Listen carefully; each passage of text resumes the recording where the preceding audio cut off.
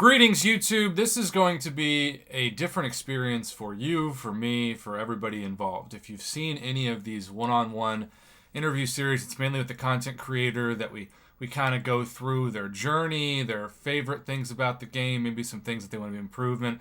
We did that with KT1, with Katie Candy, with Legacy, etc., even Kabam Broccoli. But today is different, and even emotionally, I'm not even sure how I'm going to feel about this at the end, because when you talk about the dark side of MCOC, something I've rarely touched on my channel, because honestly, my knowledge of it is also limited, and so I don't like to talk about something I know very little about. It's just not something. It's kind of the ugly underbelly, as Jason Welshman put in a comment, of MCOC. And so there are some people who are curious about hearing about this, but there are also some people who are skeptical and think it's going to feel like it's a gossip session that's actually going to hurt the community more than it's going to help. And so as we welcome in Maladar Gaming, I have to say, what do you say to the people who are thinking, well, Prof's going to do this gossip interview that's going to be more for clicks than for information? How do you calm those people's skepticism? I don't think you can calm them because no matter what you do on your channel, there's always going to be those that think you are doing it for clicks. It happened so many times in the past, and I'm sure it's going to happen in the future. I don't think there's anything anyone can do about that. Okay, so you're thinking that mainly the people who are against even this interview are probably against most things on my channel, even if it's reviewing an offer with in the game.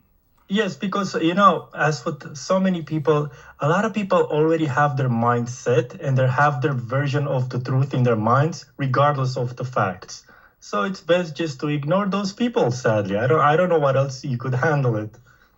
Well, I will say this, and Lord knows I know better than anybody that there's a percentage of the community that is not a fan of my channel. But the good news is that the majority of the community is at least open-minded enough to listen, and obviously I've got quite a bit of supporters throughout the years who are happy and proud to watch, and I appreciate them for sure. So you approached me about this, which is also a unique thing. What was your overall goal with this interview? What are you hoping to get out of this to help the community see maybe things that I don't know about, that they don't know about, but that maybe go on behind the scenes and have gone on for years? Well, I had this in mind for a while, but basically for the past 3 or 4 years, or even longer, but for the past 3 or 4 years when I was in the picture in a top alliance, uh, a lot of misinformation has been spread, and it's like the community has one side of the story that's mostly being projected by people who are never in a top alliance themselves. It's just random bits and pieces of information that was shared in a chat, screenshots were taken, and then made a story out of it. And now I feel like I'm at this point in my game playing life of MCOC, which is not going to be for much longer, that I really don't care who this will affect in a way. You know what I'm saying? I feel like I've been quiet this whole time, is what I'm trying to say. I never responded to anything that was posted, any videos, not by name anyway. So I feel like maybe this is a time when, you know what, this is my chance for the people to learn the information that I have to share, and whether what they do with it or not, that's up to them. But I feel like more information is out there, a better perspective the audience will have to form for themselves. Okay, so you feel like this is an opportunity to also set the record straight for some things Yes, that have been slanted and not fully developed in terms of their narratives in the community. absolutely. Because personally, just like 81, I've been a victim of targeted harassment, like especially when I was in Endgame and then in Asgard, I was like bombarded over and over again. And all that time, I never responded. I just minded my own business. Okay, well, my platform wants to give as many people as possible within reason to voice their truth, as the kids call it. Since your channel, though it's still successful, is a little bit less known than some of the others I've interviewed, like Legacy and KT. I think it's important first that we back up and we establish credibility with our audience with who you are. So, Of course. how did you start playing? And kind of like I asked with KT, were you originally wanting to play this game to the point that you were going to be in the top and try to be the best of the best, or did it just kind of naturally fall into place once you started? I would say it kind of naturally fell into place. I saw the ad for the game when I was browsing Facebook, like back in March 2015, so like 3 or 4 months after the game came out, and I was like, I'm a huge fan of Marvel myself. So I was like, wow, it's a fighting game. I love fighting games, right? So I was like, let me check it out. And I really, really liked it. But for like the first year and a half, I was a crappy player, man. I didn't know like the important stuff that we know now about the game, like how prestige works and what you're supposed to do with everything. I was like clueless. I was just playing, having fun. But like in my nature, I'm very competitive, right?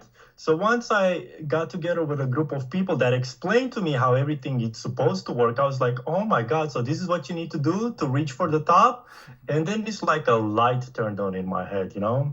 Did And any, everything else came into place, like, fortunately, after that. did any part of you think, God, I wish I had that year and a half back?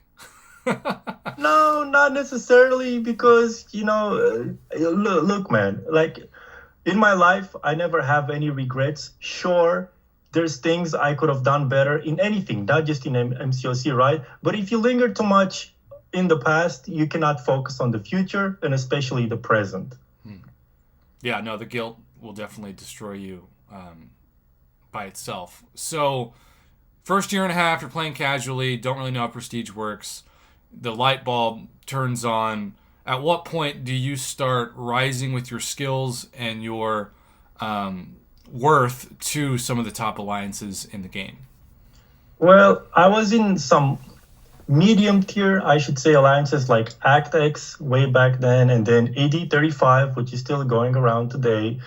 And from there, I was in ADT35 around when the boycott, the 12.0 boycott was, and I was actually in one of the boycott chats back then, representing my alliance, because we were invited along with so many other alliances. So I had the first-hand knowledge about how that boycott came to be, and as well as other boycotts after that. But and as you move on from one alliance to one alliance, I ended up in this alliance called Debo because 8335 split. And in Debo, like everything changed. The alliance leader there, Kingpin was his in-game name.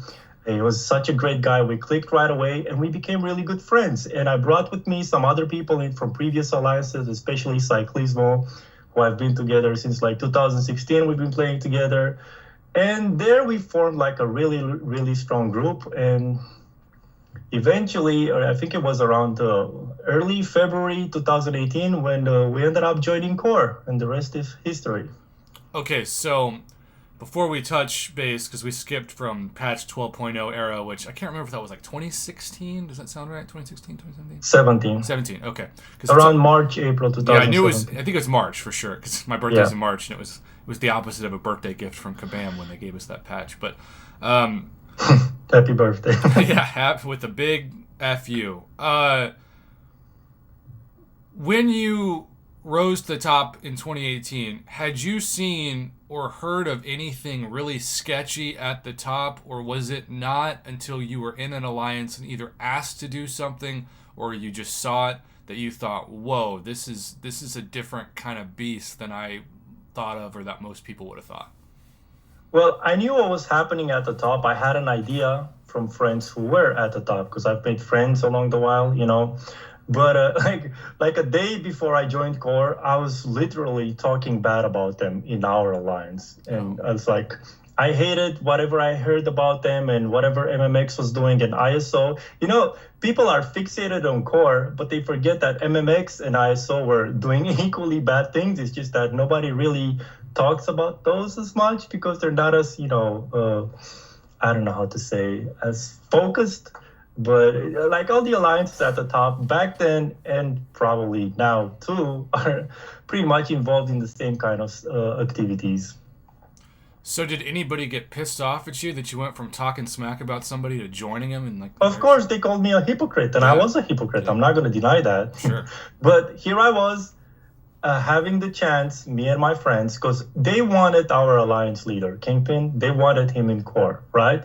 But he said because he was such a great planner, especially for Alliance War and Alliance Quest, the way he was assigning paths to people and his knowledge of the nodes and everything, it was something else. Like, I don't know how he had the patience to do everything in his mind and then without even writing it down, and he would just tell people, hey, you're gonna go do this, you're gonna go take care of that, you're gonna be back up for this. If this fails, you're gonna go do that. It was like crazy to watch him do that. So somehow he had connections, and Core, at the time, they just lost like a third of their alliance because of what happened with fraud.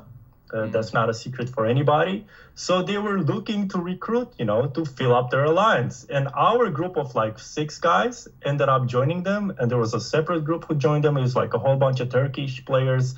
It was wild.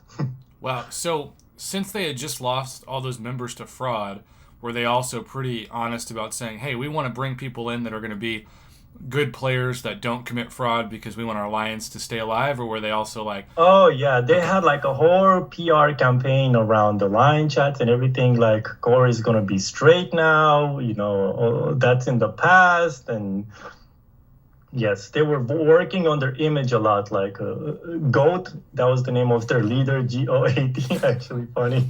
Yeah, he was trying to rebuild the alliance's image pretty much at the time.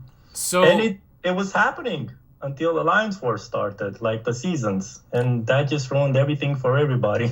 So before we get to that, because there are going to be people who watch this, especially like free-to-play players, who say, fraud and MCOC, what the hell does that mean? So can you explain to somebody, obviously we're not looking to name names, but what it means to commit fraud and then be caught with fraud, at least in 2018 in the game? Honestly, when I joined, I asked them, so, hey, can you guys, like a month after I joined, like not right away, right? Because I was a new member, they wouldn't tell me anything. Like I was just some random new guy, right? But eventually, when we warmed up and we were playing along together, one evening, that's the best time to ask the difficult questions when everybody's chilled. Maybe I was like, drinking. so what happened with all these people, man? Why did they get banned? What happened? And they told me some bits and pieces, but I could still feel like they were like, had a distance. But since then, I've learned a lot more from other people that were there, so to say. Okay, so we're not just... Because when I hear fraud, I immediately think of credit card fraud. No, I can tell you what happened. Okay, let's hear it. No problem. That's why I'm here. So, from what I was told, again, I wasn't there. I joined after. See, a lot of people who are like, oh my God, Maladar was in core. He's a merc, he's this and that. Yeah, man, I was in core, but I joined after that happened. That's a key component that they always forget, right? So, from my understanding, so right now, like you pay $100 for an Odin in the US market and like 110 or whatever it is in Canada and so on and so forth. In some countries around the world, like in Turkey or Vietnam, an Odin is just $60 or $65 US dollars. In Vietnam, it's something like $40. So a lot of the times when you see cheap Odins for sale, it's not somebody robbing some people, stealing their credit cards, and then giving you the credit cards or whatever people have in their imagination made up.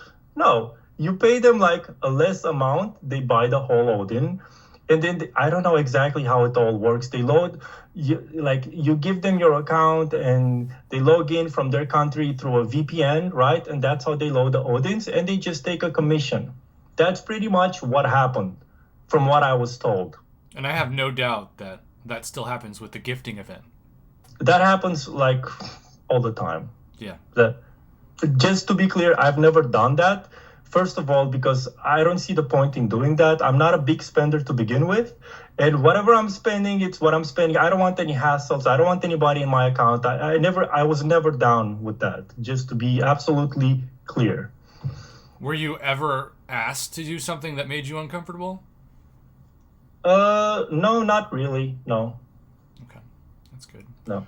Okay, no, so... But I like the whole Odins and stuff like that, like through acquaintances, I know some of those people who do that, and that's how I have the knowledge about how it all works, just to be clear. But is that where they got busted for fraud, or was that something else? Yeah, from what I was told. Now, if this is the full story or not, I don't know. How would I know? I'm just sharing what I was told. So Kabam caught them essentially changing the VPN and Yes, loading. and another story is that somebody from Apple was selling them gift cards, and that person actually ended up getting arrested.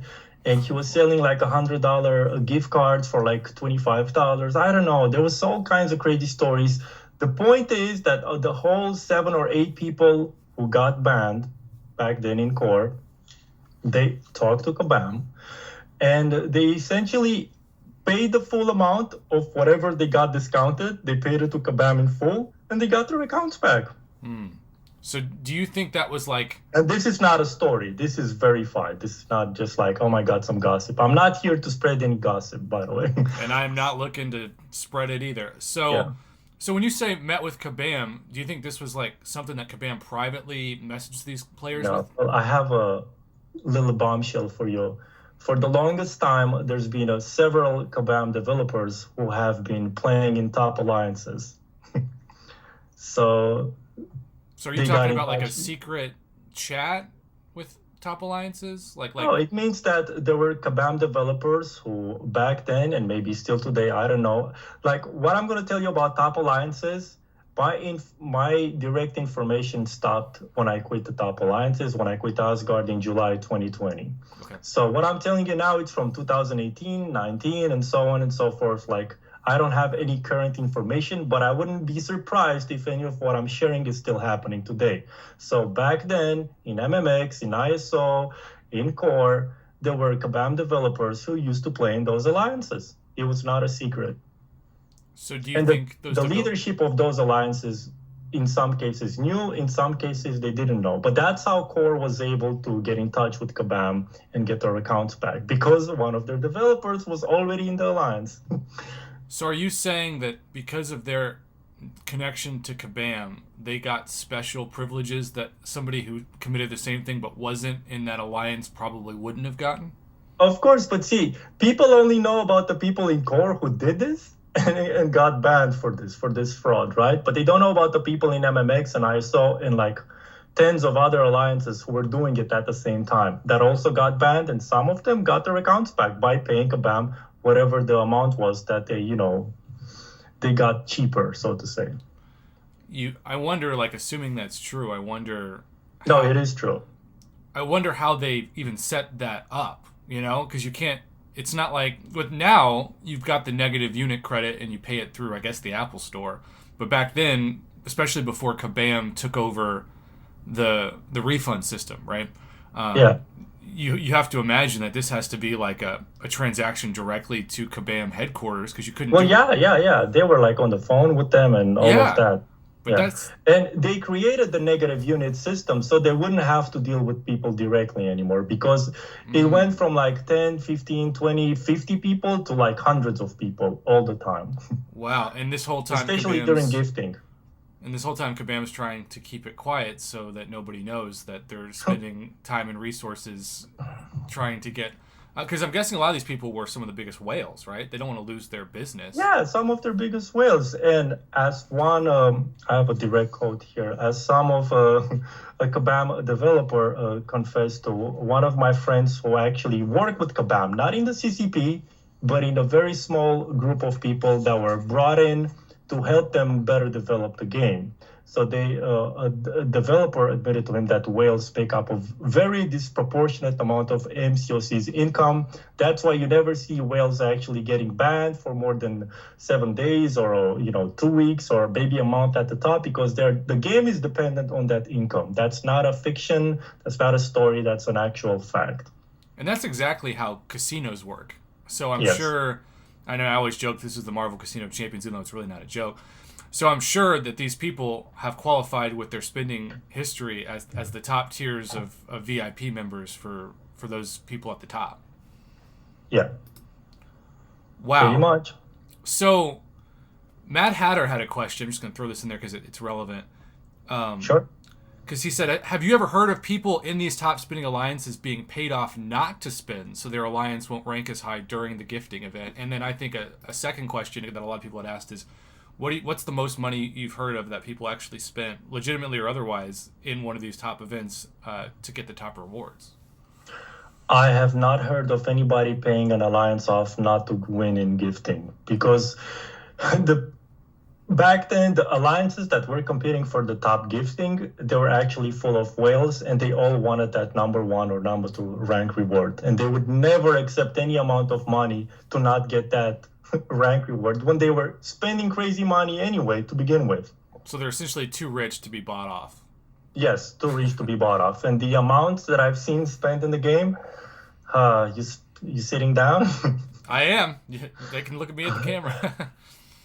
I mean, just to give you an idea, right? Some of these people that I've played with, they had a Lamborghini, Ferrari collection. They're flying in private jets to private lounges at final matches of soccer and stuff like that. They spent like, I don't know, 200K, 300K, 400K, maybe more. I don't know, depending on their mood. Just in the event itself, or like in a Just year? in see, that's the thing. People think that the whales were spending just for gifting or Fourth of July. Fourth of July and Cyber Weekend is like meaningless. The spending you do on that is meaningless to what they would spend weekly, which would be like a couple $1,000 depending on what champion was coming out. Oh, And some of them would spend not just to get the 5-star or the 6-star. Some of them would spend until the new 5-star or 6-star would be like at least level 100. In some cases, they would spend until the champion was at level 200. As was the case with Namor when we were in Endgame. We had this guy, Sean. He spent until he got his new 6-star Namor to level 100, to level 200, and I got the video of that on my channel. and that was before the I drop think rates he have been spent buffed. like around $15,000 Yeah, to because get that. because the drop rates have been buffed a little bit since then. So that was like the OG six That star was the drop OG, rates. yeah. That was the OG. Wow. So Adam Kelly asked a relevant question. This he said, "Have you ever heard of any of this drama spilling over into real life?" No, Okay. So no, none of that nonsense, no. okay. Well, that's at These least guys talk a lot of crap, man, on line chats or whatever, but see, even when some top alliances are fighting each other, in a lot of the cases, like they have friends in those alliances. So later on, they would laugh about it. so. In most cases, not all the time. So again, I have no reason to believe what you're saying isn't true, and I know you say it's true, and so we're just I gonna. have no reason to lie. Like, I have nothing to gain from lying. Nothing. So if Kabam knows that the health of their company and their game is dependent on making sure that even when people break the terms of service, that they have an opportunity to correct their record without being banned forever. Do you think that Kabam has accepted that a percentage of shade, whether it be the different Odin systems or piloting or whatever, is just going to happen, or do you think their goal is to one day still eliminate all of it? No, their goal is not to eliminate any of that because Kabam 100% has all the details on how fraud works and they actually have ways to make like stuff like gifting work without any fraud. But in the past, especially, they refused to do it because fixing it would actually not be profitable to them. And one other thing that I would like to mention is that in the past, to people that have been in touch with Kabam and work with them, like even in the CCP, it's like when they touched on it, they always said stuff like, oh, you know what, it's the international transaction processor's responsibility, which is true in regards to transaction. But they don't want to implement any rules that could greatly diminish the amount of fraud because it would hurt their back end, and that's why they don't want to do it. Yeah, well, It's all about money. Everything is about money. do you think that Apple and Google Play, because some of this money, by the way, if you're dealing directly with Kabam, you're also going around those two entities, right? And so some of that money, Apple and Google Play would get a percentage of that they no longer get if they're being cut out. So do you think they're also trying to do this secretly without letting those big companies know because they could get in trouble for breaking their terms of service? Maybe. I don't know. That's like playing the guessing game, and I don't have any direct information on that, and I don't want to just speculate for the sake of speculating. Sure. That would be like contrary to why we're doing this. But exactly. I will say, from not related to the game, from some of my personal connections to something like Google or Apple that work in those kind of big tech companies. In most cases, they make so much money from apps that they really don't care to fix every little thing, even if it's fraud. Sure.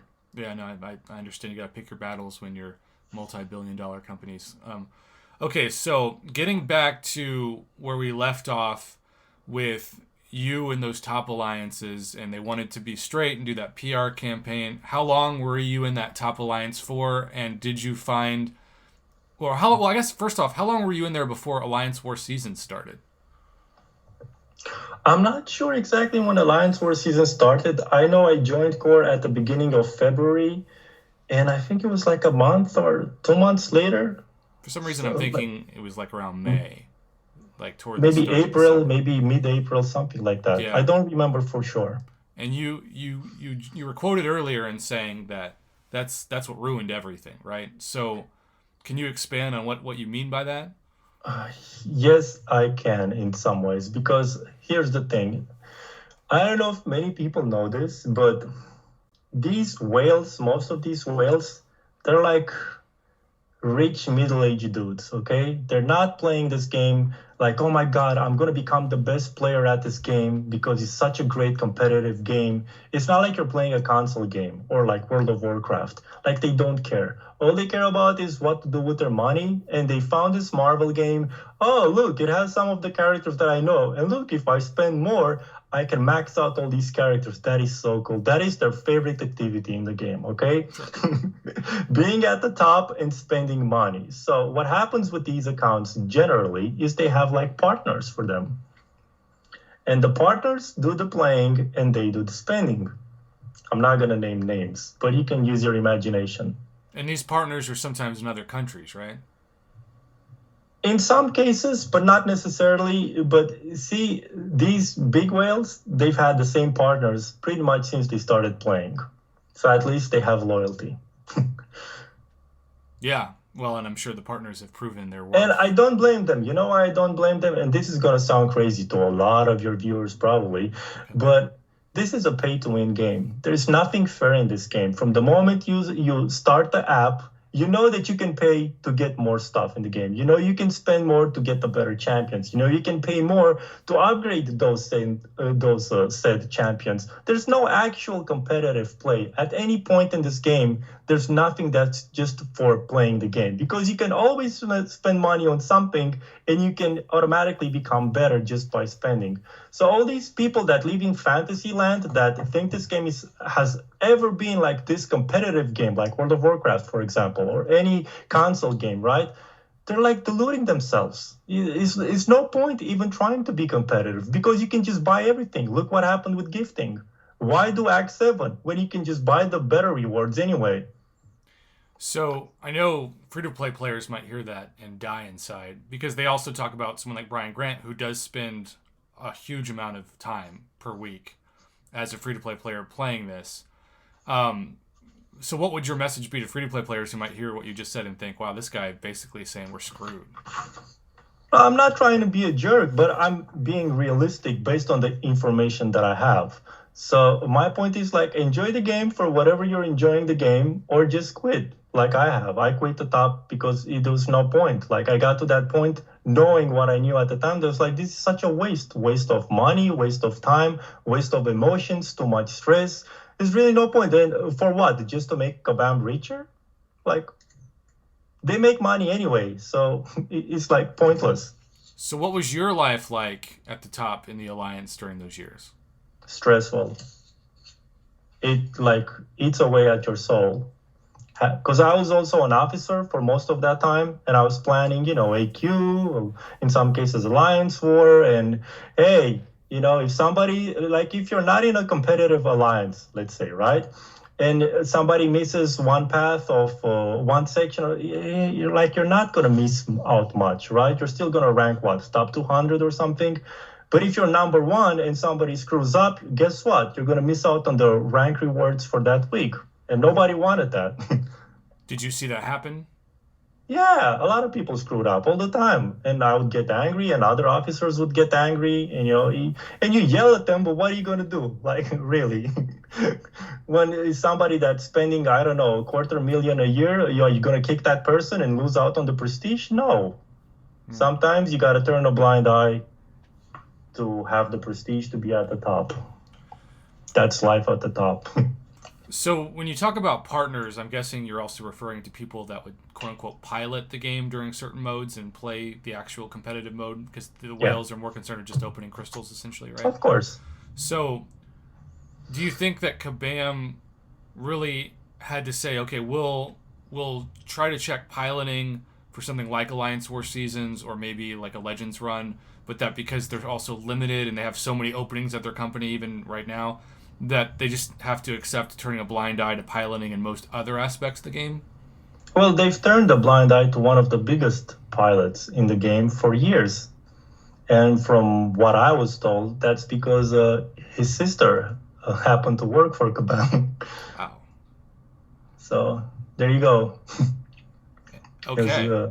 Yeah. And you're not saying that as just some gossip. You're saying that No, from I'm what? not saying that. Again, I'm not here to gossip. I'm not here to just spread rumors. I'm not for any of that. Okay.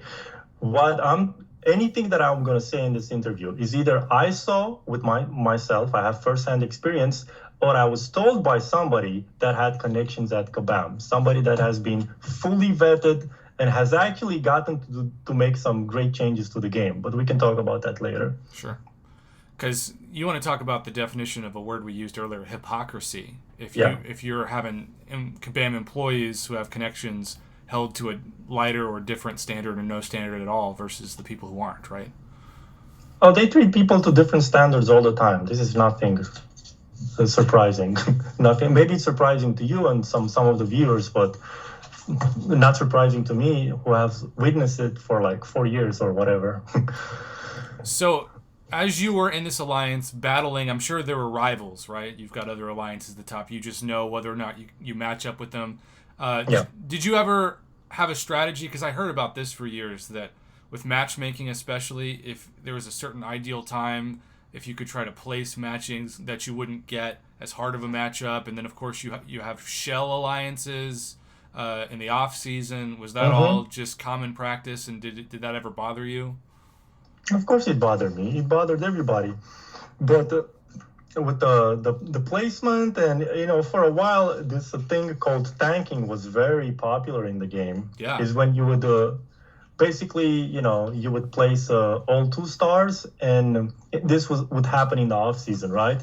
You would place like lower tier champions on purpose to lower your alliance war rating. So then when the season starts, you would start in the lower tier and get better matchups, but still get the same amount of points that would help you progress to the top of the master list. You know, when I saw that as somebody even who didn't do Alliance War anymore, I just kept thinking, why doesn't Kabam just freeze the rating during the off season? Do you know But that's why? what they ended up doing. Yeah, but do you know why it took so long for them to not do that? Who knows? I mean, Sometimes Kabam is such a mystery. that's that sounds like it should be on a T-shirt. So, what was some of the shadiest stuff you saw happening at the top during those years that you think my viewers and myself in general would have a hard time believing, but you saw it with your own eyes? Shady.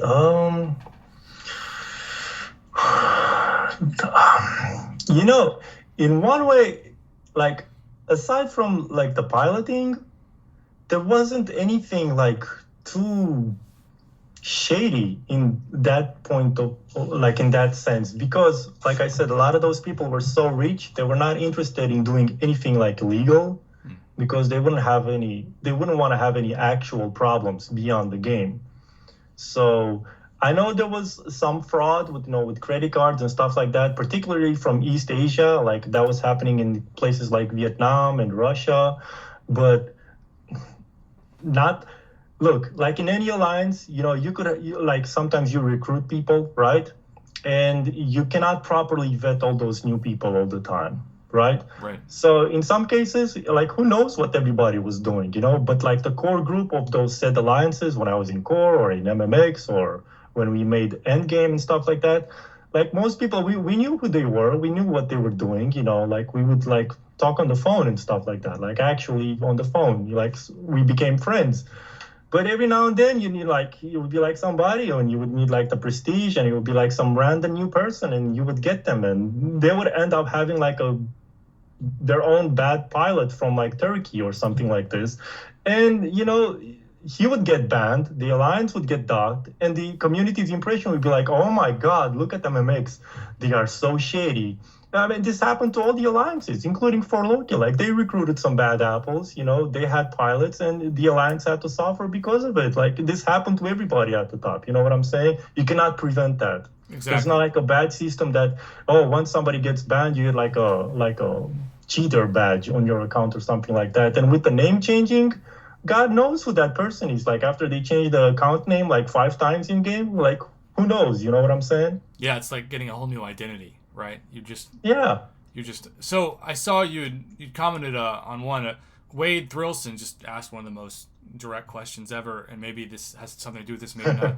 What was the most effed up thing you've seen in MCOC? Do you have an answer to that? I need like to think about it. That's like fine. We got time. It's been a while, and I've seen some crazy stuff. But sure. Not so much that I've seen personally, but like, okay, one bad thing is like, remember how I told you that, MMX and ISO, they hated each other, right? But they also had friends in each other's alliances. And at one point in the game, they would talk amongst each other when to sign up for war, and that's when they would be able to time properly and get easier matchups. I think that was really messed up. So essentially they were colluding together to make it easier on each other. Yeah, that's what happened a lot when we were in core and we found out that MMX and ISO were colluding. Yeah. That's probably the least surprising thing you've said, and yet I'm sure it's still very frustrating to see. Because you know why I'm saying it was frustrating? Because we had this mentality of rivalry, right? And we were in a competition with MMX and ISO and whoever else was at the top back then. But like, we couldn't understand why they would the enemy is my enemy is my enemy, or whatever, how that saying goes. It's like, why would they hated each other, but then they made a pact just so they could beat us, like we had a hard time understanding that. And I'm sure other people did in other alliances. So we've touched on piloting, and I think the term piloting has gone away, and maybe it means something else. To me, that's the same thing as Merc. If I hear Merc, I think piloting, right? You're hiring somebody to clear. I think that the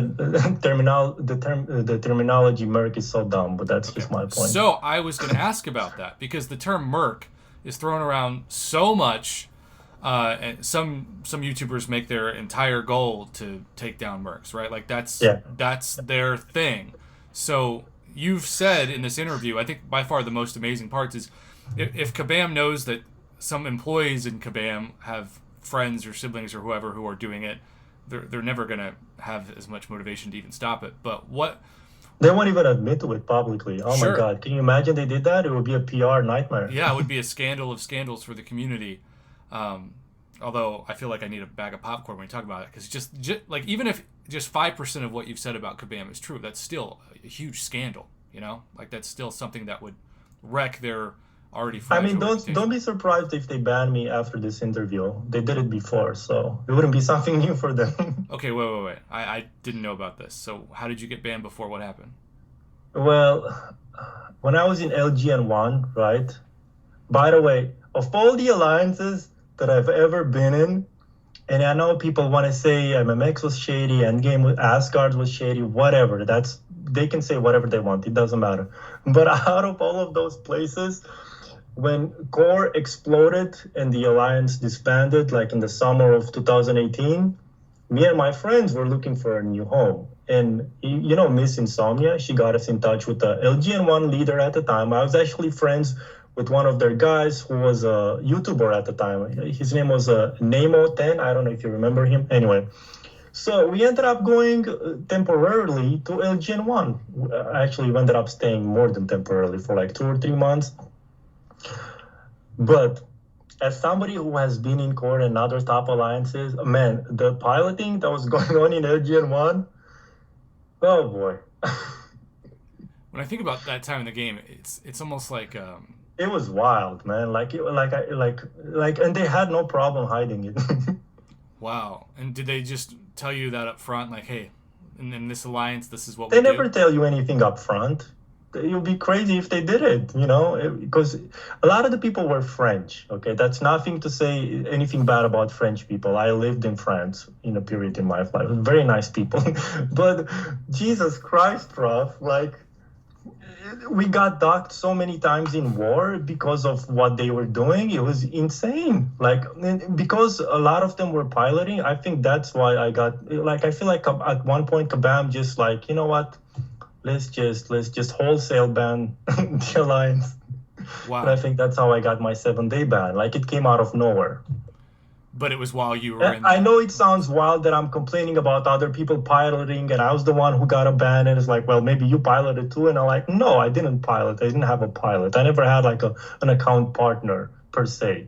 So like I felt like that ban was just absolutely ridiculous. And there's been many people who have been wrongly banned. I remember when Ludum Taters from Forloki, he got a ban like that for 7 days, but because he was in Forloki, he got Kabam to lift his ban like a day later because BG talked to them and it's like half the alliance was in the CCP. Of course, he got his ban lifted.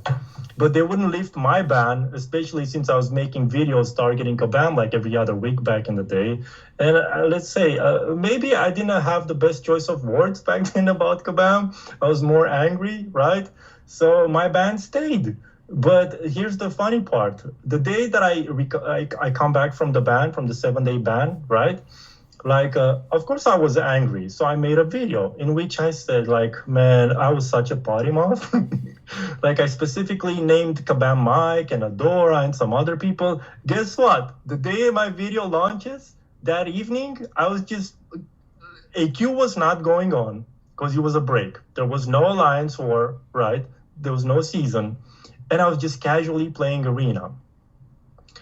Like around 9:15, I got hit with my second ban, man, for 30 days.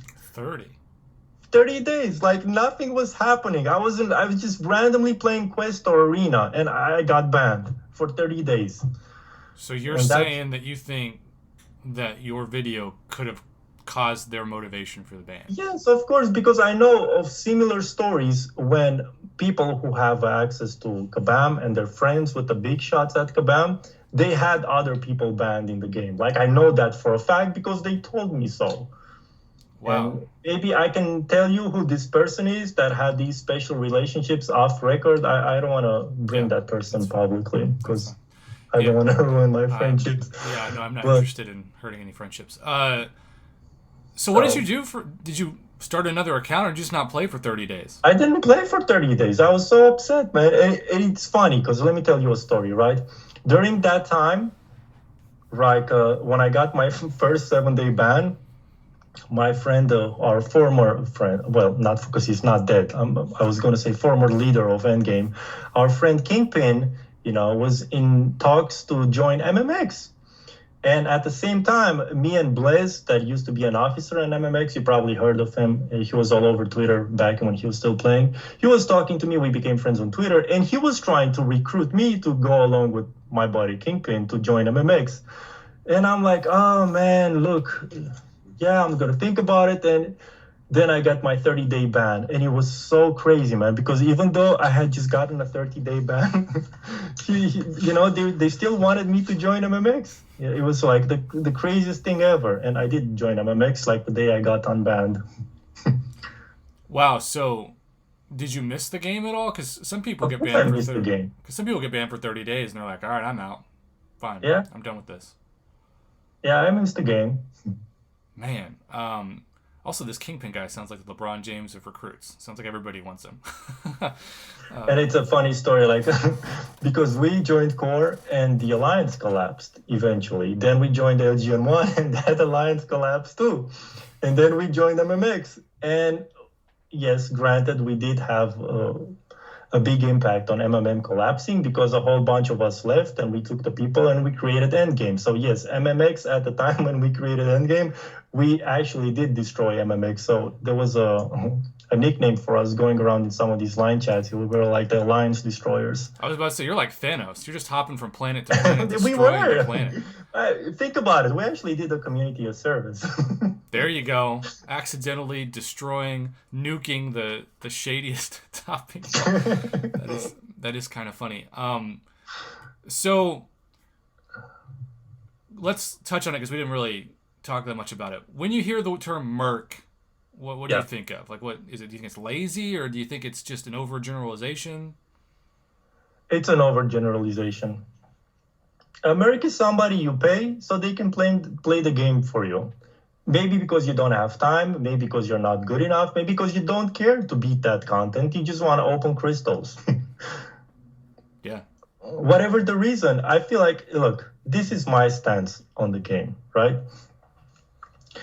The Kabam terminology about sharing accounts, oh my God, it's so, how do I say this? It's so vague, right? Let me ask you this. If I'm playing the game right now and my son walks in the room, I have a 3-year-old, by the way, and he grabs my phone and he's like tapping and opening crystals, is that considered account sharing? Like when you open, I watched your videos and sometimes you had openings when your brother helped you open a Yeah. crystal. Right. That's physically account sharing, right? Yeah, I mean, I'm not physically. Somebody else is in control of that device. Yeah. Like when they had a big and Comic-Con meeting and everybody was opening crystals for everybody. They were holding their devices, opening crystals or doing whatever, or like when you remember back in the day when we play console games, right? And you would play, I don't know, whatever game you can name, right? And Right. you would get stuck in one point and you had a friend or a brother and you were like, oh man, can you help me with this? I know I've done it 100,000 times. I've asked my brother, I've asked my friends, I have like anyone you can think of to help me with like a console game or stuff like that. So, Yeah. you know what I'm saying? And if they're your friend, I think part of the reason why, because I didn't even know every alliance I was ever in, they made the information because, of course, if you go on vacation, right? Let's say you're doing Alliance Quest and you don't have access to the internet for 5 days. Of course. They're gonna want your login. Yes. And like, that's just standard protocol. I mean, I remember. Any standard protocol, and I think that's perfectly normal and acceptable. Yeah, I don't see a even problem though with that. technically, Kabam says that's against the terms of service, and when Seaton was originally kicked from the CCP, it's because he made a video saying that when somebody logged in, they placed a defender for him that was, I think, a champion that wasn't allowed to be on defense. But I mean, he was on a date. He didn't want to play the game, and like a lot of people watched that and got upset, and I watched it and was like, that makes sense. I think that happens every day to people. They're not a high profile person. But I think if you've got, because most of the people, like maybe you're different, but I'm guessing probably not. A lot of the people that you've been in alliance with, you don't know their real name. You don't know what they look like. You don't know what they sound like. You just know their name. And so, but you still view them as a friend because some of these people you spend more time with than your actual family and friends, right? Absolutely. And so if your friend is stuck on something and you know you can help them, you aren't thinking in your brain, oh, I'm about to break the Kabam terms of service and be a diabolical jerk. You're thinking, no, I'm going to help out my friend. And I couldn't agree more. I think that, and even just saying this is controversial for my channel because Prof is being sympathetic toward Merc. No, it's not about murking. It's about helping a friend. It's about helping people. If your car breaks down and your neighbor helps you fix the car, it's like, are you cheating by not being able to fix your own car? I mean, it's so ridiculous. And by the way, in these cases, I've never seen any money change hands. Somebody was just like, yeah, of course. Because it's not about money. Right. It's about also, like, if you're frustrated because you can't beat Realm of Legends and they have, like, Star-Lord, for example, and you can't get past Wolverine, like, I knew people who they just were like, hey, and they actually viewed it as practice. Some people, thought it would be like, oh, this is kind of a good chance to practice because Star-Lord for a long time at rank 4 was, the top Labyrinth option and everything else. So I think that's, sometimes when people say Merc, they automatically think it's some shady person in, like, a far-off country who's making tens of thousands of dollars, and I'm sure those people exist, but every day, like people watching this, they have to think to themselves, oh, I might have given my information to somebody once who helped me clear a fight, or maybe I offered to help, and they never did it with the intention to be some Kabam criminal. They just wanted to be kind. And I think that the term Merc has become so toxic because it's almost like a cancel culture thing. It is a cancel culture. And when you have people who gaslight other people and spread these rumors, it's like they're conditioning people into thinking that everybody who has done anything like this for any reason out there, like the ones you just mentioned, it's a merc or a cheater or something like that. And it's so idiotic. I'm like, guys, just use your own heads and think for yourselves. Listen to what this person is saying. Does that sound normal to you? It's like some people, not everybody, some people, it's like they refuse to think for themselves in a lot of these cases. And that's how rumors get spread. Absolutely. And so I've been debating whether to ask this question because I know you can ask me anything. I know what happens. But the term Merc has really been hijacked and changed because of ILAC. Yes. And some of the questions for your interview revolved around this. And I was like, because of course, I tried to be as objective as possible. And by the way, if ILAC's watching this, I'm sure he is because he loves to cut out clips and make money off of them. You were supportive of me when I got a ban. Like, you were kind to me. That's why I thought you were a friend, buddy, because you said nice things. It was only when you told me I was a coworker that I was like, oh, I guess I'm got non-friend zoned by this dude. But, like, that's what he builds his reputation on. And a lot of people, because they do view it as a right and wrong, black and white issue, support it. So how do you think his channel's crusade for taking down Kabam and Mercs has impacted the community? And do you think sometimes, because I really do believe he believes he's a hero in this. Everybody is a hero of their own story. So, of course. So do you think that sometimes in the long run he's done more harm than good by these attempts, or do you think it's helped? Well, the thing with him, he a lot of the time his mind is made up on something without having any facts, and he's just gonna use his opinions as facts, and he has done that so many times. And another thing that people don't know about him is like how he in chats he tries to manipulate. This is what he was doing, right? He was trying to manipulate other content creators and trying to control the narrative. Like, he would tell them, hey, go make a video about this, and then in his mind he would have a reason to make a reply to that said video. But we have like some of me and my friends, and you have experience with this too. It's like he sold out all of his friends for views. We all used to be friends with him, like colleague or whatever you want to call it. We all used to chat with them, And one day he woke up and he made a video about all of us. It happened with Katie Candy. It happened with you. It happened with Slicem. It happened with KT1, who, they had a relationship before that. Like, I helped him set up his channel. And the next day he was like, oh my God, the Russian Merc. And he did the same with me. Like, we had I wouldn't even say argument. Like, one evening we used to be in a YouTube chat together, and he was spreading some BS about former members, of course, and like he had his opinion about how whales think and what they actually do. But I'm like, dude, you were never in any of these top alliances. You don't know these people. You just know some rumors, which you're just repeating yourself like a parrot. And like, I shouldn't have even engaged him. It was like late night or whatever, but I was like, I've had enough of this, because you see it once, you see it twice, you see it like 100 times, and at one point, I'm human, so I snapped. I'm like, this is not true, just stop spreading lies.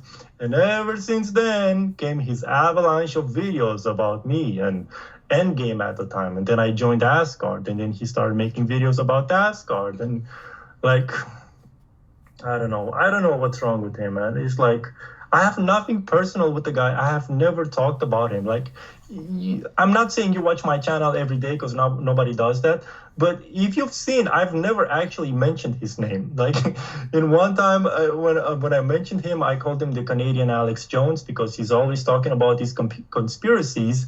And even if sometimes, like, in his mind, maybe the topic he's talking about, yeah, we should be talking about that when it comes to Kabam. The way he approaches the whole thing is so goddamn wrong. And like, he estranged all of his friends for what? For views. So he had like more subscribers for a while, and he had some views for his shady videos. But look at his channel now. What's going on? Like, why? He stopped playing because he's so mad at Kabam for being the exactly same Kabam that they've been for the past 5 years. I don't know, man. Like, if you're listening, dude, I have no problem with you, man. But why did you sell us out for views? That's what I want to know, And I'm sure he said the same thing about me. He says, I don't have a problem with that guy. Personally, I just don't like his content or don't agree with him. And he'd probably say the same thing about you.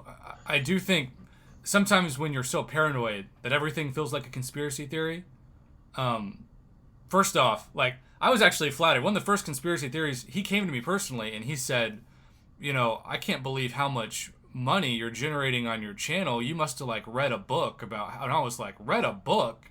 What? There's a books about this stuff? Like, literally, I didn't know what I was doing. When I started live streaming, if you go back to my first streams, I had no setup. I had no design. I live in Oklahoma with the worst internet in the world. I didn't even know that it was going to work. And I didn't know that super chats existed. Like, somebody donated something, and I was like, is that like Monopoly money? Like, is that like somebody waving to you, like on Facebook when they used to poke, Yeah. which was creepy? And then they're like, oh no. And then, so I had the people in the chat. It was like walking a 5-year-old down the stairs, right? They're like, you need to maybe put somebody's name up and say how much they're donating. And I'm like, that's a thing. So I learned from my subscribers. And so when he was like, you learned how to master money making with live streams, I was like, man, I'm flattered you think I'm that smart. I'm not. I just was typing away like, I hope my internet works, and I can't believe people are donating. I still can't believe that I have the support I do. It's truly amazing, and I can't explain it, and I'm sure a lot of... It's great, and it's good for you, man. Like, you made a great thing. Congratulations on that, by the way. Well, I appreciate you saying that. It does feel... I truly believe in life, and I'm sure people watching this can think of, like, coworkers, friends. Like, some people, I always say, they never leave high school. There's always going to be in their head the popular table and, like, the nerd table and the outcasts.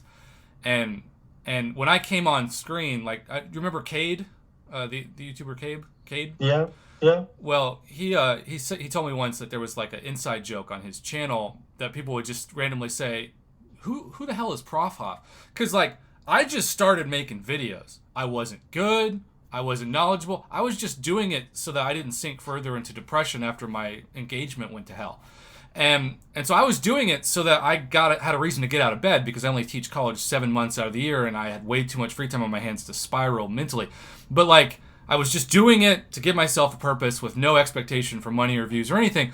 And so when my channel, and I still can't explain it, somehow rose to being included in the conversation of some of the people who are legitimately good at this game and knowledgeable, like, it was by accident, but then it created this expectation that this guy thinks he's on par with the OGs and the people who are, like, experts and people on top alliances. And so it sort of felt like I woke up one day and I was sitting, in some people's eyes, at the popular kids table, but really I was just grabbing a mop trying to be the janitor in the corner listening to the Backstreet Boys on my headset. And so it's just been fascinating how it's worked. But I will say, ILAC once approached me saying the reason why people don't like you too is because you take money away from their channel. And that, like, kind of depressed me, because I'm like, I'm not trying to take money away from anybody. I just don't want to be depressed. That's just delusional to think that. Oh my God. Like, how would you even come up with that idea? Like, this, like, paints a clear picture of what's going on in his mind. Like, because he's obsessed about subscribers, or he used to be, and views and stuff like that. I mean, it's not surprising that he would actually say something crazy like that. Well, and at the beginning, because I didn't know, I was, like, apologizing. I was like, dude, did I take money from you? I'm so sorry, because I didn't know what he was talking about. I just didn't want to take money from him.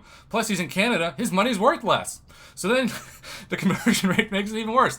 But I think that some people think, okay, well, there's someone who comes on a channel and they've got $10 to donate to a YouTuber. And if they didn't donate to Prof, they'd be donating that to me. And I'm, like, hearing that thinking, what? Yeah, that's just crazy, man. But, like, that's kind of the thought process. Or, they'd be clicking on my video if they weren't clicking on his. So I do think that hatred and jealousy are two sides of the same coin. And you see that absolutely in all aspects of life. But I've seen the man do a lot of good. I'm not here to make him mad. I just think sometimes paranoia can be addicting and outrage can be very addicting. Yeah, absolutely. And you see that in everything. And I think it's scientifically proven that the brain experiences the same levels of dopamine when you're angry as when you're being pleasured. And that can be, especially when you're self-righteous enough to think that everything you're doing is a campaign for the righteousness of the community, right? Right. So, how are you doing on time, by the way? Do you need to go soon? We can go on as long as you need, man. Okay. I appreciate it because this is taking some turns I didn't I expect. feel like we didn't even get started properly yet. I know. Well, we're an hour in. Normally, we're ending at this time, but it's We snowing can go part two outside. sometime if this is going well. No, it's going well. And as you can tell, you've done a good job of so far. I think everything you've talked about. We haven't really, we've talked about ILAG mainly because of the Merc stuff, but we've kept it clean. Do you think, because you talked about at the beginning of this, that you're kind Yeah. of thinking about, in a way, landing the plane and walking away at some point? Is that what I heard you talk about? Oh, Kind several times I wanted to quit, of, and okay. I almost did. So, a lot of people watching this are going to say, how does this game survive in a way that makes it enjoyable for people still? And I have no doubt they're going to be making their money because it's a casino. But, like, what do you think Kabam needs to do to not only keep you interested, but grow the game for the health of it? Well, from my point of view, and my alone, like, I think if they maybe remove the focus on spending just a tiny bit, it might get a lot more people on board. Because when I see for the past 3 years now, all of the hard content has been focused on spending, starting with Act 6 and then the variants, and then making harder nodes in Alliance Wars and Alliance Quest. And I'm not saying the game should be easy, but when something is hard for the point of it being challenging on a skill level, and when it's like a whole bunch of nodes stacked together, so you have to spend so you can clear it, okay? Because not everybody is like a Spider-Man reflexes like Legacy or KD1, okay? They're like the exception. And by the way, nothing bad towards them, obviously. They're great players. But when, like, too much spending. That's what I'm saying. Keep the spending just for crystals and offers and stuff like that. Don't go too crazy with the pricing on the offers. You know what I'm saying? Because people don't like that either. And by the way, since I'm talking about this, people have this big misconception that, oh my God, whales are these idiotic people that just spend on any offer that comes out. Oh, the whales are going to be all over it. No, man. Like, if I could count the number of times in all the top alliances I've been in when we were just sitting in chat and like the offer would come out and they would be like just sitting there and be like, oh my God, who the hell is going to buy this? This is ridiculous. You know what I'm saying? So this misconception that whales just buy up and eat up all the offers that Kabam puts out regardless because they have so much money. No, that's not true. Then these are very clever, very smart business people that made their fortunes because they are smart. They're not going to overpay for some garbage. So I wanted to make that very clear. Well, and I think the sad thing is, I know people who've contacted me that want to remain anonymous who, like, their marriage was falling apart, and so they went to crystal spending, right? Like, it was a thing that they could emotionally escape, no different than putting $100 bill in a slot machine and going until it was gone. And so suddenly, as their life was falling apart, they turned to MCOC of all things for emotional comfort, and they found themselves with a maxed out credit card. Yeah. And they're not a millionaire that does this. I have friends like that, yeah. Yeah, and so I think some of you watching this, I mean, nobody wants to say, I have a spending problem in anything, right? Nevertheless, MCOC. But, like, I don't say that the Marvel Casino of Champions lightly, because a casino is made to get addicted. It is a casino. And it's made to make you addicted, right? It's made to be... and this is not an MCOC issue. This is mobile gaming in general, especially loot box style. Yeah, absolutely. That's why it's banned in parts of Europe. Oh, yeah. Loot boxes. Oh, no, yeah. They're done with that crap. And there are lobbyists out there their whole goal is to make it not banned in the United States because they're making too much money from it. Way too much money, yeah. But here, that's the problem. And I go back to the question you asked me, what I think they should change. This is what they need to change. And I'm hoping that with this Netmarble merger and the new CEO, maybe things will change, because their previous CEO, he had a history in working in companies and implementing all these algorithms and technologies that would make people want to spend more. You know what I'm saying? Like, that's his history. You can look this up. Anybody can look this up. It's not something I'm coming up with. So all those crazy patents that some people like to say they're not real, yes, they are very real. They have maybe a couple dozen algorithms, patents on them, and that are actually in the game. There's basically an algorithm for everything in this game that predetermines everything. You know how we like to blame RNG for everything? Yeah, it's not so much RNG as it is an algorithm specific to your account that's going to determine what you're going to get. So when you say a phrase like not emphasize spending so much, in a way, are you saying give players a more affordable way to have more control over the outcome of crystals, like Nexus crystals with 5 options or 10 options instead of 3 options? Or Yeah, okay, anything like that. And even the offers that they put out, instead of $100, make them $50. A lot more people would spend. well, I talk about Like, that all the time in my videos. It's also economics, right? yeah, it's like, come on. They're worried about the economy of the game, even though they're still charging $50 for an early access bundle that has 5 horrible drop rates for featured calves, a That's the thousand. worst offer. It's the Like, worst offer. It was I hate targeted it. at uncollected players 3 years ago, and they haven't updated it. The second worst offer, though, I mean, now especially today's, we're recording this on a Wednesday, even though they're going to drop it on a Thursday. To have side by side the $5 Nexus featured calves and then the mythic crystal bundles for 40 or $50 is the most insane thing It's economically. insane. Like, who thinks that's even a good idea to put next to one another, right? And yet they do, and some people still still talk about it. Were you ever in an alliance with Cal Whale? Oh, yes, I was. First of all, he was one of our founding members in Endgame. That's how I got to know him. And then after Endgame broke up, he came together with me and our group. He came and he joined Asgard. If you remember the whole Asgard Yeah, gifting thing, sure, he was with sure, us. sure. So was that quite I the have a very experience? good knowledge about Cowell. Was there anything that he ever did that made you think, oh man, this is not going to be good to be in an alliance with this guy? Well, see, the thing is, when we were excited that he would join because we only knew him from YouTube, right? Right. And we knew somebody that knew him, and that's how we got him to join, right? And plus, his account had crazy prestige, and again, prestige is like the name of the game in the top alliance, right? So you end up doing a whole bunch of things for prestige, but once we got to know the situation, that's what I'm gonna call it, right?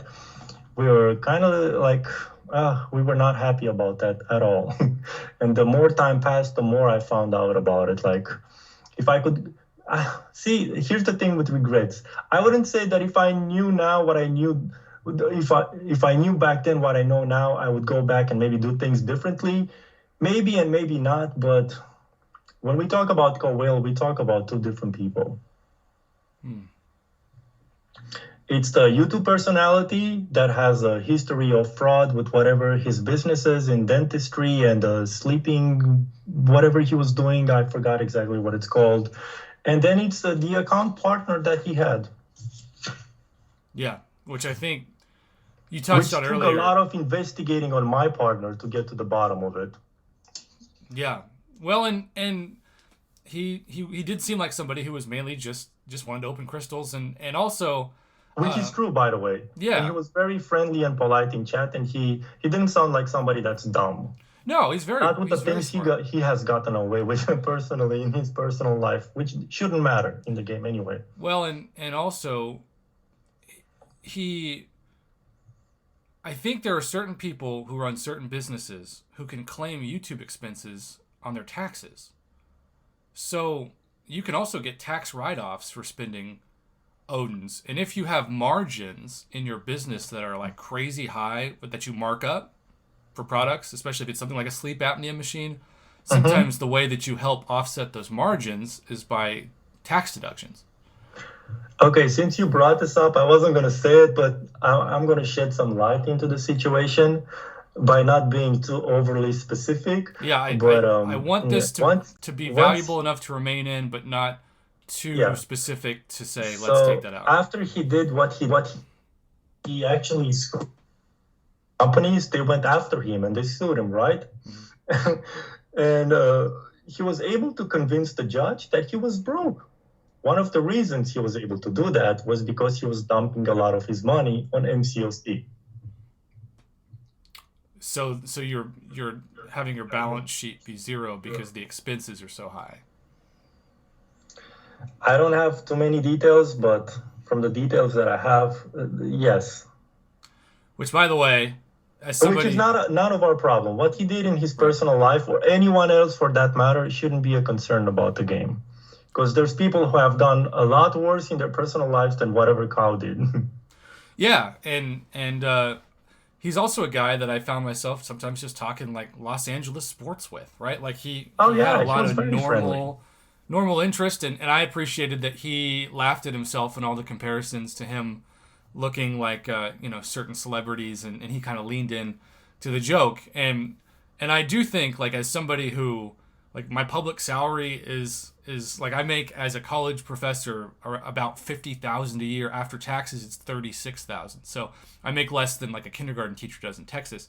And so my understanding of taxes involves like writing off my iMac. But if you're a multi-millionaire who runs multiple companies or a billionaire, your knowledge of the tax code and write-offs is like, to me, it's like a I monopoly game. know many whales who do that. Yeah. You MCOC spending for write-offs.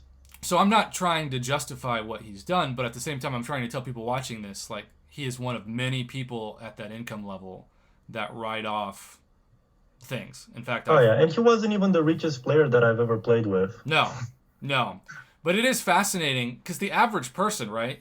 If you buy an Odin, I hate the idea like, hey, throw an Odin at. I'm like, do you understand that if you tell a college student that that's more money than they have to their name? Like, hey, just Yeah, throw man, an like Odin. $100 is $100. It's a I hundred like. bucks, yeah. But then if you're somebody who like maybe can afford the Black ISO store, maybe, but probably just maybe even like the $5 unit deal, and then you get to watch a YouTube channel where somebody throws $15,000 in the span of like 20 minutes on crystals. Hmm.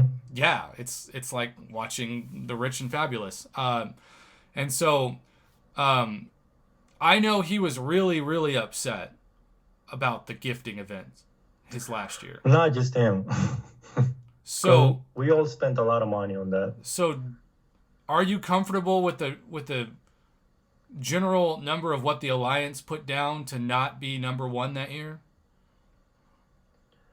Well, no, I'm not comfortable in it. I'm still very upset about that. Everybody is. But I mean, like saying the number out loud. Like, well, basically, we had a minimum, right? The alliance minimum in Asgard was $1,000. Okay, So everybody had to spend, and everybody wanted to and could, and Maybe it wasn't that's as easy for legally, some of the members like myself, but we did it right? anyway. And that's legally. They're not saying by Hodens as Cal Whale used to call No, them. man, there was the holdings. No, Okay, I cannot speak for every, like I said before, you never know exactly what the other 29 people are doing. You right, only know like the ones you're close with, but the bulk of Asgard at the time spent their own actual money. And part of that was because like half of the alliance was filthy rich. They wouldn't need to buy a Hodin. And they right, learned from past mistakes, like the guys that were in Asgard that came with me from Core, right? They already got burned with fraud before buying the cheaper Odins, right? And they got banned for it and they had to pay back the full amount. And they never repeated that mistake again, obviously, because they're not stupid. right. So Cal Whale was saying in his videos when he was still on YouTube, like we are putting up a legit number through the iTunes or Google Play Store. These are Yeah. not like that was his whole stick, but he knew that there were other alliances who were competing and sharing numbers that were not doing that. I mean, this is how I look at it, right? I don't mind the people who would try to get cheaper Odins from other countries because most of that is just buying Odins from Turkey or Vietnam or some other country where an Odin is cheaper, right? So instead of paying $100, you would pay like 60 or 70, right? And when you buy like 20 Odins, all that money adds up. Sure. So I'm not saying anything bad about those guys specifically. Good for them, right? But what MMX particularly did that year, it wasn't even their fault. The number one guilty party for that was Kabam, because they did not put the rules. And that's what I said in my videos at the time. That's who I blamed. Some people made it sound like I'm just, oh my God, look at this, the whale, he's like crying and this and that. No, I was blaming Kabam because there was recently they started implementing more rules, right? Like when you need to be in the alliance and how you need to, contribute and all that. And that's great. That cut down on a lot of that. But what MMX did at a time, I don't know if they each had two, three accounts, alt accounts, and they just, played Arena magically all year and then just gifted themselves the Odins or whichever method they used. I do not care. But I personally did not feel like it was fair when we were spending our actual money for the full price playing by the rules, right? And then you have these other guys who did like not really that, and they beat us. Like we were so sure we would get number one because it was mathematically impossible considering who was in our alliance and how much they were spending to be beaten. And we got beat, and it was just very annoying, very annoying. Yeah. As you can tell, I'm still very much like I feel like it just happened yesterday. Just so you understand. Well, yeah, that's what caused Cal Whale to walk away. He's like, okay, I'm done. And it was so we haven't talked about this at all, but obviously, if somebody successfully, and I see the advertisements every month, and man, does it make me angry. If someone successfully invents a program that can bot the arena and not catch Kabam's detection system, they can continue to do that all year. And then until the latest rule change, thank God, they can go into an alliance and sell their units at a discount and dump 1,000 greater gifting crystals at one time. Now, I still think people were doing that just to give people greater gifting crystals to open, but not necessarily contributing to an alliance score. But do you think when it comes to bots that Kabam could also do a better job than they're doing of it, or do you think they're really stepping it up? Of course, they could do a much better job. Like I mentioned before, when I was saying that they know about fraud, and they literally know about everything that's going on in this game because they have game logs and they can see all the metrics, they can see all the numbers, they can see where people log in from, they can see what device, what OS on that device, they can see anything. Okay, it goes even beyond that. They can maybe even see other stuff on your devices. So, like knowing what they know and not doing anything about it, because see, this is part of the Kabam formula. They like to stick to the thing that's working for them, that's been kind of working for 6-7 years, maybe not so much in the past year because so many people quit. And on one hand, they don't want to change that because it's already working, but in some cases, they also like the creativity to make any big changes. And whenever they had somebody working for them that was trying to implement new changes and was giving them ideas, in some of those cases they pushed those people aside or said no. They very easily they can come up with an excuse. Like what happened with okay, so I'll just be frank here. One of my sources for some of this information is a community member that had a MCOC concierge. Maybe you know him, Chunky B. And he was in tight, very tight with Kabam. I will not go into great detail because I don't want to screw him over too much. But by the way, I have his approval to mention his name. Okay. So I'm not into screwing anybody over here. But like I was saying, like he actually got Kabam to implement a whole bunch of changes, man, like good changes, like the alliance blackouts for when you join an alliance. So, all these people could not swap alliances and screw alliances over. Like he's the one who, the donations, like he got rid of the donations like it used to be before, which by the way, since I'm talking about that, people have this conceived notion that only the cheating top alliances were doing it, the donations part, right? Yeah, everybody was buying donations. Everybody. Every top alliance you can think of that was in Master or Platinum, because it made sense. Why not? Why would you grind and when you can just get those and not have to worry about it? And Kabam I don't want to name any names, but when I'm saying all of them, there's no angels and no clean alliances. So he got rid of that. And the gifting badge that was for the full year, because of all the fraud, he kind of convinced Kabam to get. Anyway, he got a lot of positive changes to the game. And a lot of other ideas he had, they basically told him no. And 6 months later, or a year later in some cases, they rebranded those changes with a different name and they put them out, such as the Showdown #2, or like some other competitive modes, they basically they stole his ideas, what I'm trying to say. That would make me infuriated. How did he react? That's why he left the CCP, and that's why he stopped working with them last summer. And it's funny because he would have an idea, he'll bring it to them, great idea. They were like, oh, no, we don't have the engine to implement this, or no, it's going to take too much work and we don't have enough people to work on it. And then, boom, half a year later, it would come out and it would be Dorky Dave having a video out about it. And, Dragon would write up the event on the forums for Kabam. They're Kabam's favorite people, Dave and Dragon. Man, that's wild. I feel bad for that guy too. I'm not even getting started on them. Yeah, no, I that's wild. So, I had an experience kind of like that because when I went to New York City for Comic-Con, Kabam had this like meet with Kabam and give them feedback, half an hour that was supposed to be giving them ideas.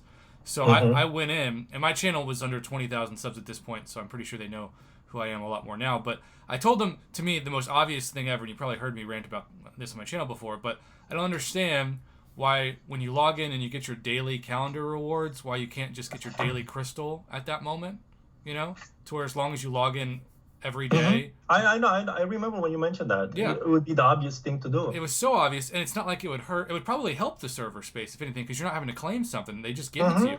So I told one of the Kabam heads at Comic-Con this idea, and they go, oh, that's a great idea, but because you told it to us, I don't think we can use it because then you would own the idea. And I'm like, can I sign something that says I don't own the idea? I don't give a damn about owning the idea. I just think that was just an excuse. Yeah, I would just think it'd be better for the game. But like, as soon as so this whole point of this conference with people was to improve the community relationship. But then they're like, oh, that's such a good idea, we can't do it. And maybe, but I almost wish what had happened to, unfortunately, your friend happened to me, where like a year later, like, we have this great idea where now we can give you 365 daily crystals, because now these daily throne breakers are amazing, right, for free, and yet you're sacrificing 20 to 30 a year, and on top of that, you're made to feel guilty if like I fell asleep early, and so now I have to claim it at 8 a.m. instead of 12 p.m. and I lost 8 hours of time for the next day.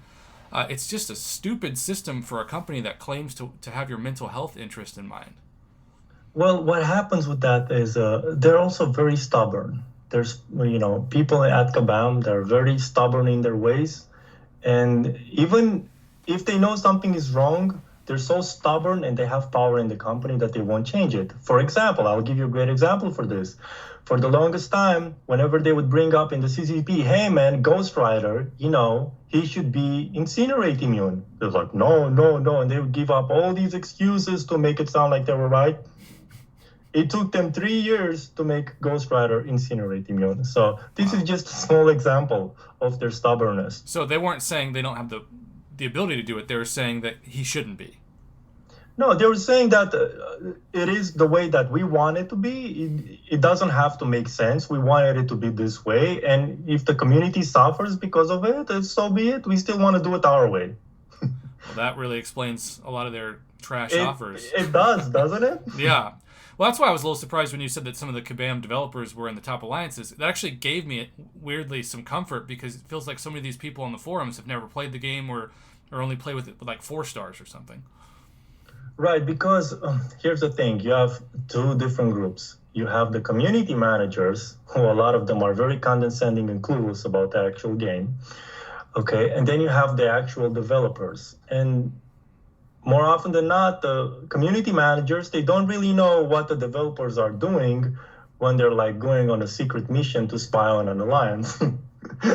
You see what I'm saying? Yeah. So it's not like they're gonna let Kabam Miike know what, hey man, we're gonna join Asgard and see what they're doing.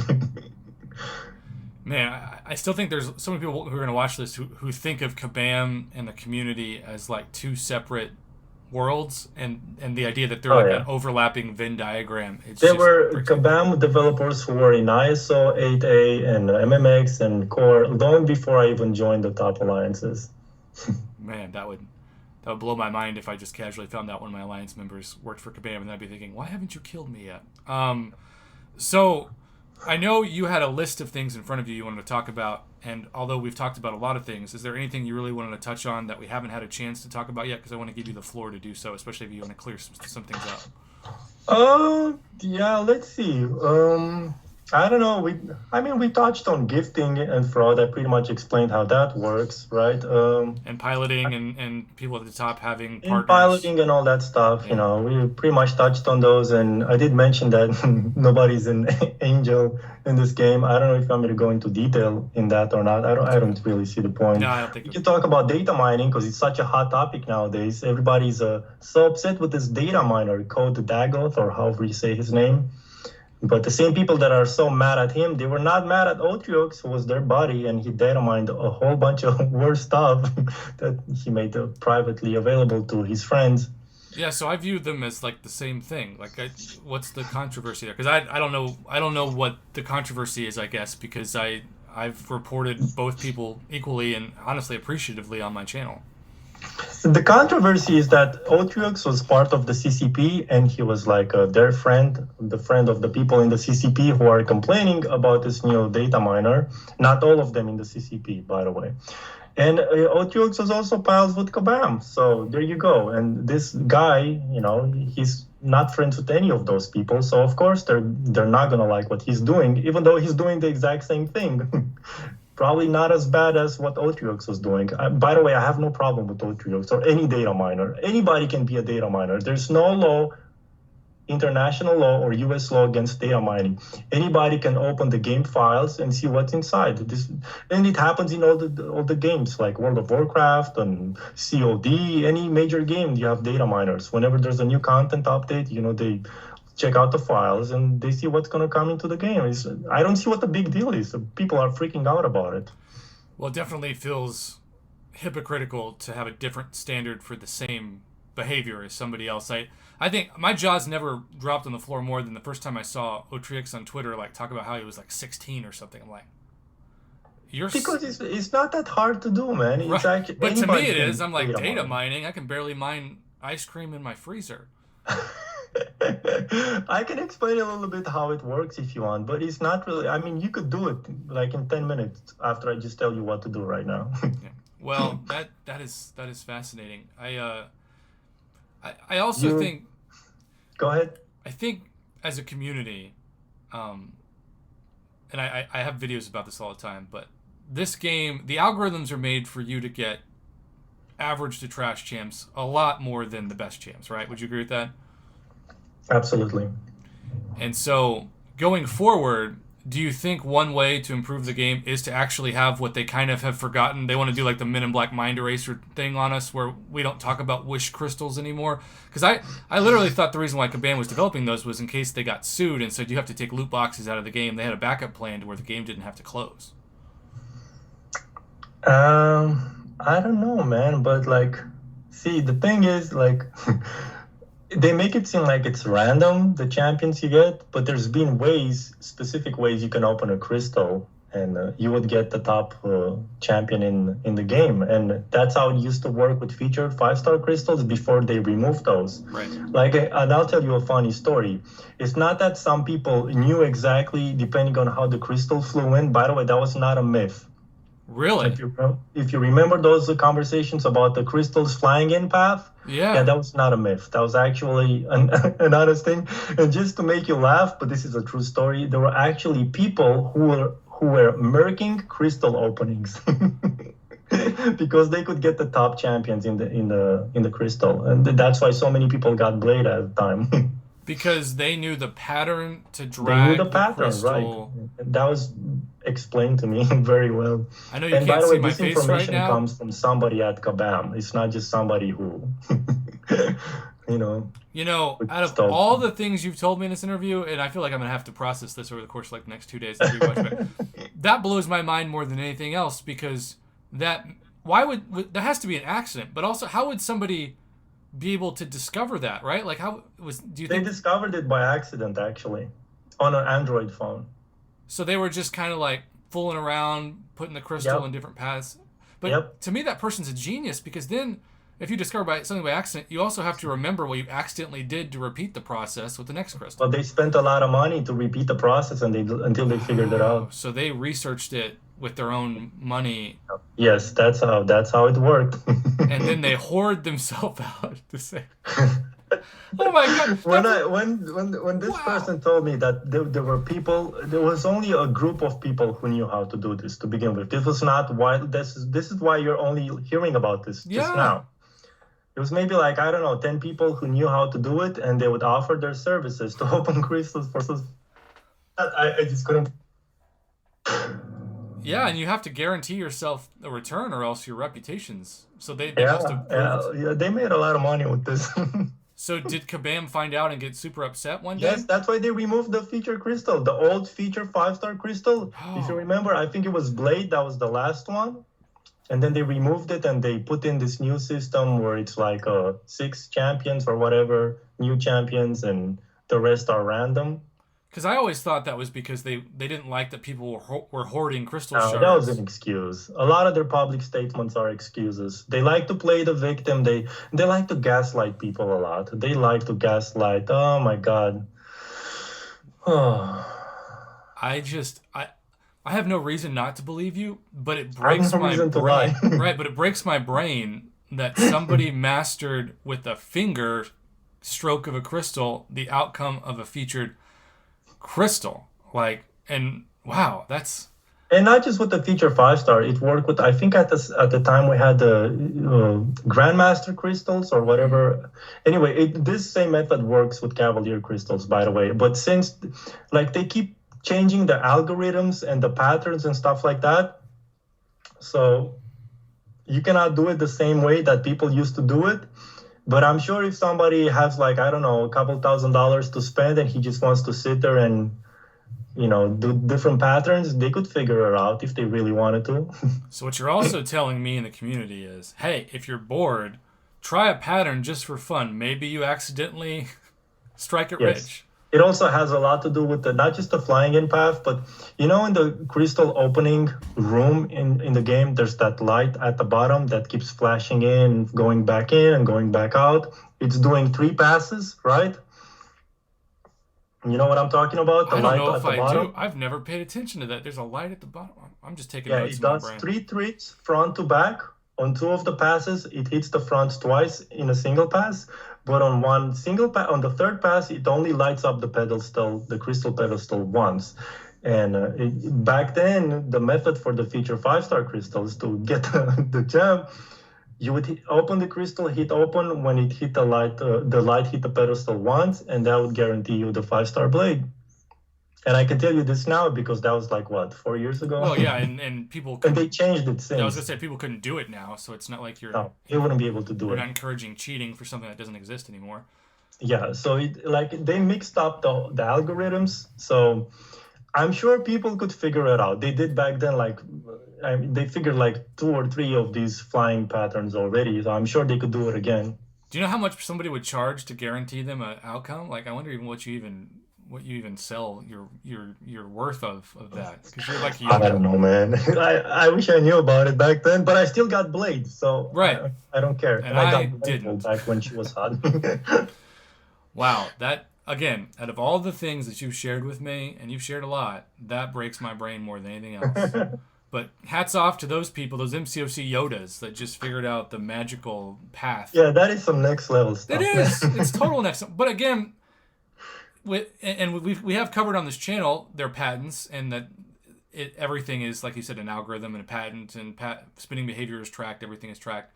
And they hired a lot of people specifically that were like they had a resume in spending habits and algorithms and stuff like that. Like that was their team. Like, and good for them. I mean, with the amount of money they made in those years, you Yeah. cannot really blame them. What happened with them is they're too stubborn, too greedy, and we got the game that we got nowadays. Just look at the game engine. That's a whole different can of worms right there. Well, 99.99% of people wouldn't know it, so it's not like it would have cost them that much money.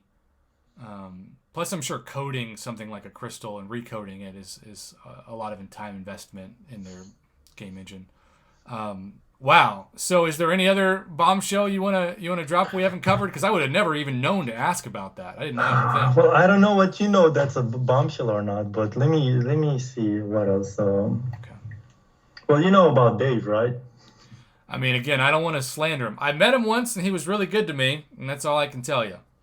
Well, he seems like a nice guy, right? But I mean, I think he even admitted this publicly when he announced his Kabam job in Vancouver. But he was a private contractor for Kabam this whole time. So Well, and my guess is, like, I don't know if I necessarily consider that a bombshell because they were promoting his channel in the in-game messages.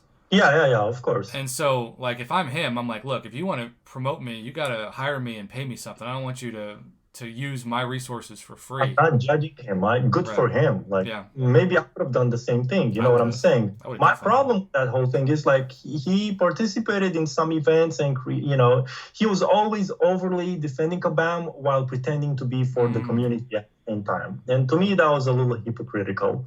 Okay. And plus, there's also the problem of the 2018 logout boycott that he was trying to undermine until he got kicked out of the boycott chat room. Oh. Yeah, didn't And know it about wasn't that. just him who was trying to undermine it. Well, not really undermine it, but anyway, if you have questions about that. Oh boy, they're not gonna like me for this, Prof. Well, and again, I think any content creator who's doing something and Kabam wants to do it, I think it's in a way it's sort of like an honor for them to think you're so good they'll use it. But yeah, it is important to be transparent about who is. That's my point. Yeah. Like, he wasn't transparent about his connection to Kabam, and he led on a whole bunch of people to believe otherwise.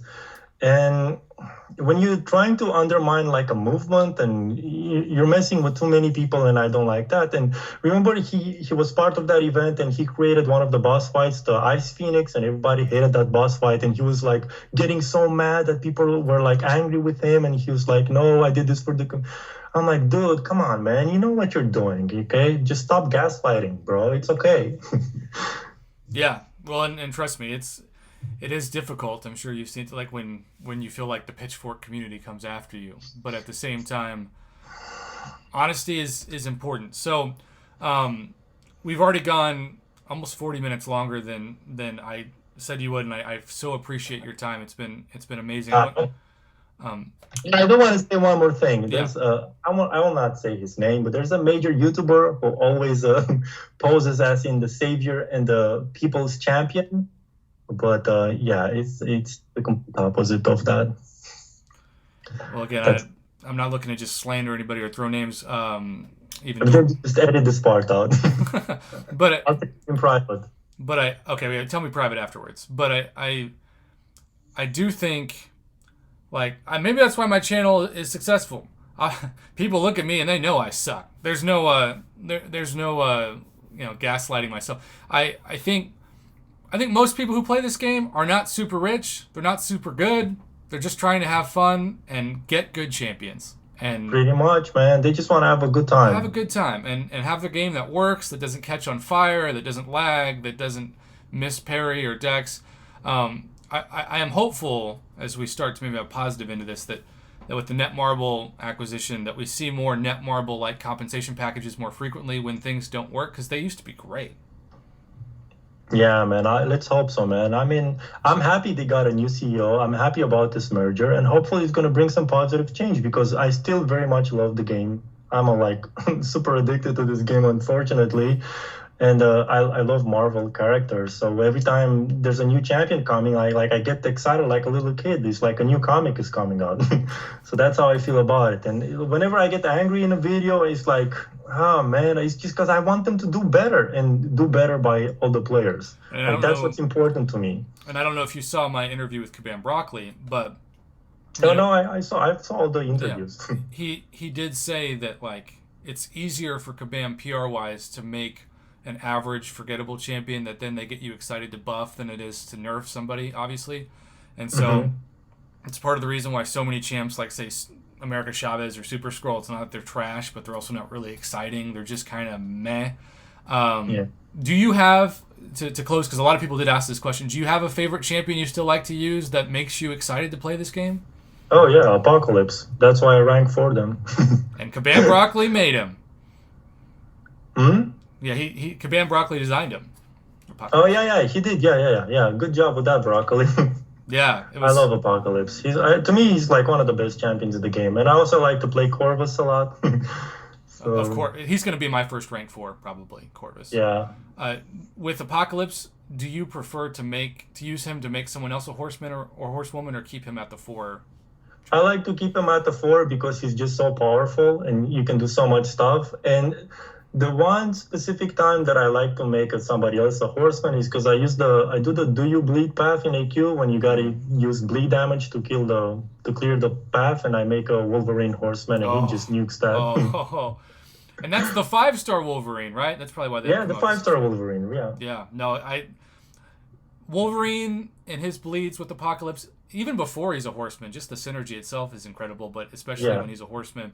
And then, of When he's course, a horseman, he's just nuts. and then what Apocalypse does to Cable. Between those two, it's Hmm. it's so fun. It feels like a legal cheat code, because it is, I guess, in a way, a legal cheat code.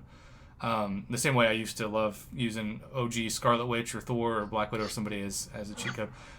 Well, I know at times you probably wanted to say more. I appreciate that you kept things offline for specifics, because you're not looking to hurt people. I'm not looking to hurt people, but I do Oh, no, I'm think, not looking to hurt yeah, anybody, but I just want to set the record straight on some of these topics, especially when it concerns me of or course. some of the alliances I've been in. Of course. Now, before we end this, because again we've gone much longer and you've been super generous with your time. Is there anything else you want to set the record straight that you haven't? Because I want to give you a chance to say about anything you wanted to. Um, I can't think off the top of my head because we've gone on for so long and Yeah. we talked about so many topics. But you know, the best thing for people to do is just play the game, enjoy the game. If you're having fun, good. If you feel like you're not having fun anymore, there's so many other games you can play. You know what I'm saying? It's no need to let this game eat at your soul, basically, and never feel pressure to spend on anything. It's not worth it. Instead of buying that $50 offer for Cavalier Early Access, that's so crap, go buy yourself anything else. Like, literally anything else. But yeah, buy yourself a nice steak dinner. That Exactly. Go do that. I don't know. Get your beer supply or buy a Xbox game. I don't know. Whatever, man.